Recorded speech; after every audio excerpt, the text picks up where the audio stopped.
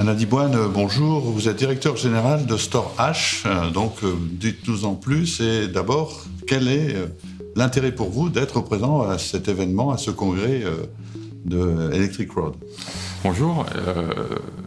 Écoutez, on est dans la mobilité urbaine, donc essentiellement la mobilité basée sur de l'électrique. Et donc ici, c'est quand même le salon de l'électricité.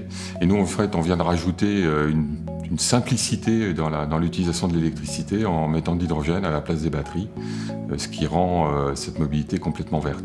Donc pouvez-vous m'en dire plus sur votre stockage d'hydrogène? Écoutez, d'habitude, l'hydrogène, on le trouve sous pression. Donc c'est quand même un vecteur de stockage qui est quand même assez, alors je dirais pas dangereux, mais qui est quand même assez compliqué. Il faut trouver de l'hydrogène sous pression, c'est pas facile à trouver. Les stations coûtent très cher. Nous, on a choisi une autre option. On le stocke dans une espèce d'éponge métallique et il est stocké dans une cartouche qui est à peu près la taille de deux canettes de Coca-Cola qui sont, on passerait de la publicité, qui sont empilées l'une sur l'autre. Donc en fait, à l'intérieur, il y a l'hydrogène qui est dans cette espèce d'éponge, donc totalement stable, à des pressions très très faibles. Et en fait, pour l'utiliser, vous le branchez sur la pile à combustible, donc sur le vélo, sur un scooter, une petite voiture, comme là par exemple la Citroën Ami là, qui est dans le hall, ça marcherait très bien. Et quand vous le branchez dessus, en fait, vous relâchez l'hydrogène, et à ce moment-là, vous pouvez utiliser cet hydrogène pour faire de l'électricité. Et là, en fait, nous, on apporte quelque chose, c'est que quand la cartouche est vide, en fait, on a un réseau de distributeurs, comme ce qu'on appelle des vending machines, c'est-à-dire des distributeurs de canettes de soda et autres. Et donc, vous rendez la cartouche vide, vous en récupérez une pleine et vous repartez. Et donc, sur une ville comme Paris, les projections qu'on est en train de faire, c'est à peu près une cinquantaine de distributeurs, un distributeur tous les 2 km. Donc là, c'est quasiment impossible de tomber en panne sèche, enfin en panne sèche sans hydrogène. Donc, ça vous donne la notion d'autonomie disparaît. Vous avez à ce moment-là, vous êtes quasiment en autonomie illimitée, puisque vous pouvez aller, dans le pire des cas, vous avez un distributeur à côté. Vous échangez votre cartouche et vous repartez. Et ça, vous pouvez le faire avec un vélo, un scooter.